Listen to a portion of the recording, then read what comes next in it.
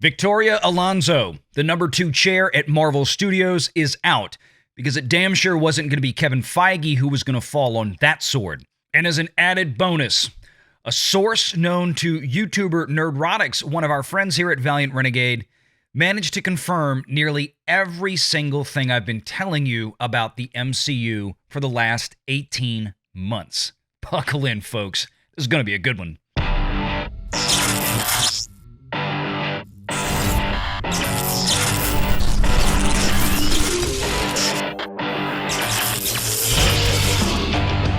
Renegade Online.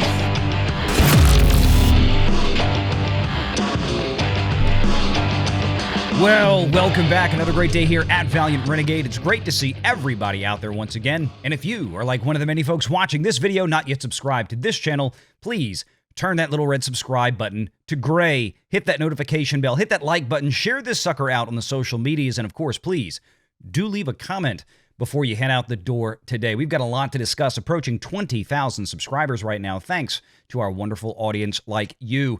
Victoria Alonzo, AXED at Marvel Studios. This came as much of a surprise today.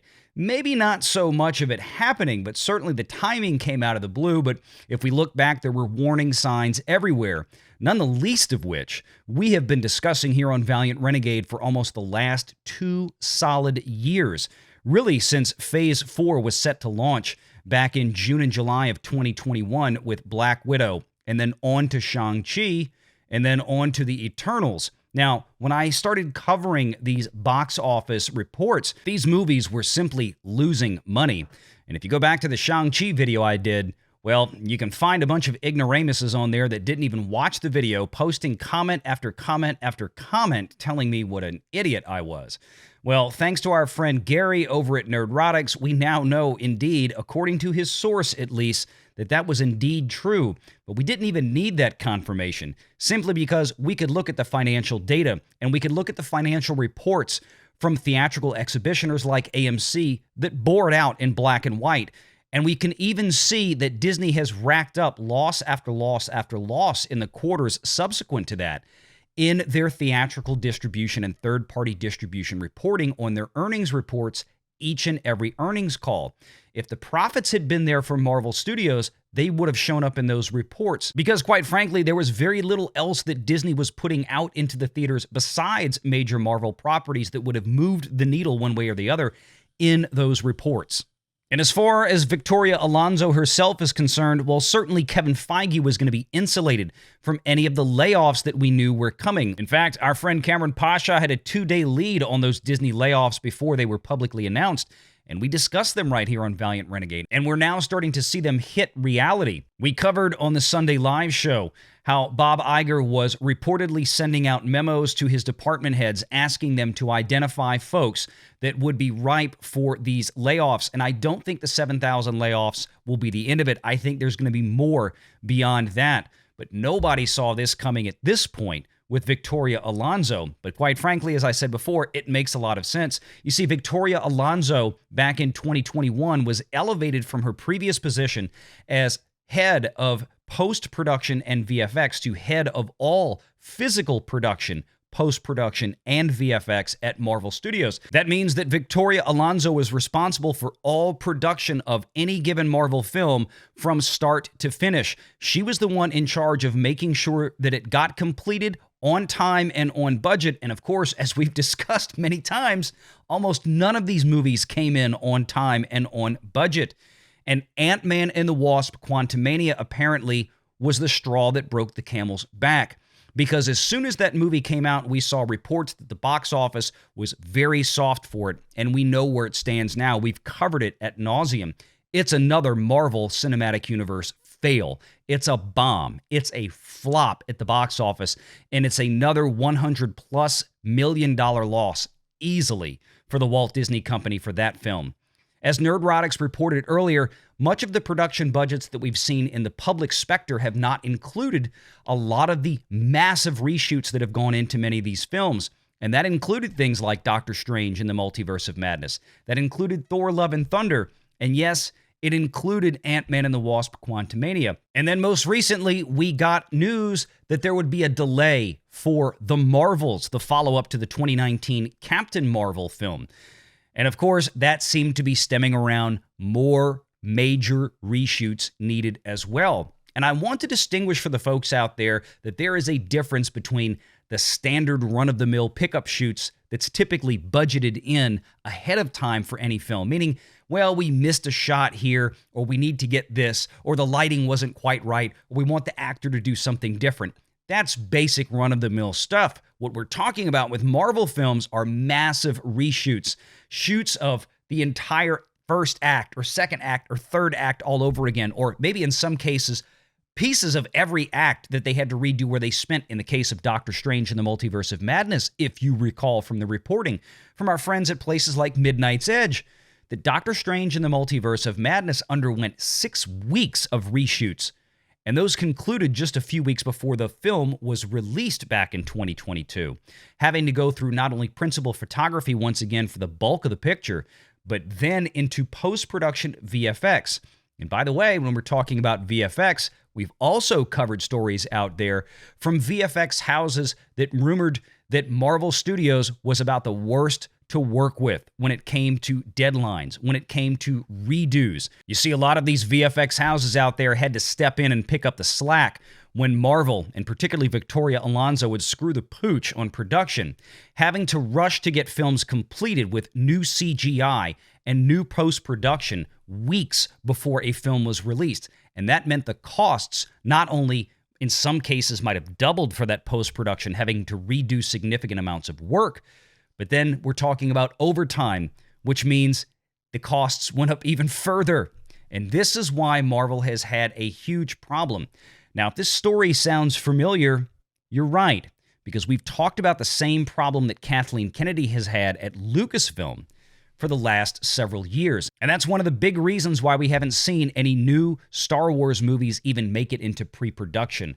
There is a problem with management at the highest level in at least two of the Walt Disney Company's biggest assets, their 2 biggest studios, Marvel and Lucasfilm. Now, yes, Victoria Alonzo was a captain of quote-unquote woke at Marvel. She is one that certainly spearheaded the idea of going to the, as Nerdrotics calls it, the MCU. Not a bad name. It's actually pretty accurate when you look at what's been going on, and that's one of the reasons that audiences have walked out the door. And what it boils down to at the end of the day is you have Marvel Pictures that have radically increasing costs of production, while at the same time, they've lost nearly half of their global audience. And no company on earth can continue to pay the bills with rising costs and decreasing customer bases. But Disney is running out of room, and we've seen why. We've covered here on Valiant Renegade many times that Disney Plus is cumulatively, at this point, about $12 billion in the hole. And Disney Plus, of course, is where a lot of these losses have been concealed from these studios, moving losses from studios like Pixar, Marvel, and Lucasfilm over to Disney Plus, where they otherwise have no positive operating income coming in the door because of that customer loss and the rising costs of incompetent management. And as if the box office failures for the Marvel Universe weren't enough, there was a $3+ billion cost cut announced by the Walt Disney Company from Mr. Robert Iger, as a matter of fact. That means $3 billion less to make new Marvel content for Disney Plus, or new Marvel content for the theaters, reducing budgets or cutting shows entirely. That means that somebody like Victoria Alonzo became incredibly expendable. You see, Phase 4 had something that the previous 3 phases didn't have, and that was a lot of extra projects in production. And with all of this being pulled back, with all of this being reduced, and the recent announcements of massive delays for Marvel Disney Plus shows, the writing was all on the wall. No reason to have somebody like Miss Alonzo stick around anymore, and she became a very, very easy target for destruction at Marvel Studios. Now, at the end of the day, this should all fall on the studio head. This should all fall on Mr. Feige's shoulders. But of course, that wasn't going to happen, because even though Victoria Alonzo has been around for nearly 2 decades at the Marvel game, her star simply is not as big as that of Mr. Feige. And getting rid of Kevin Feige would have been a much more high-profile issue for the Walt Disney Company to deal with. At the end of the day, this came down to a simple matter of money. Somebody had to take the blame for the financial fiasco that has become the Marvel Cinematic Universe.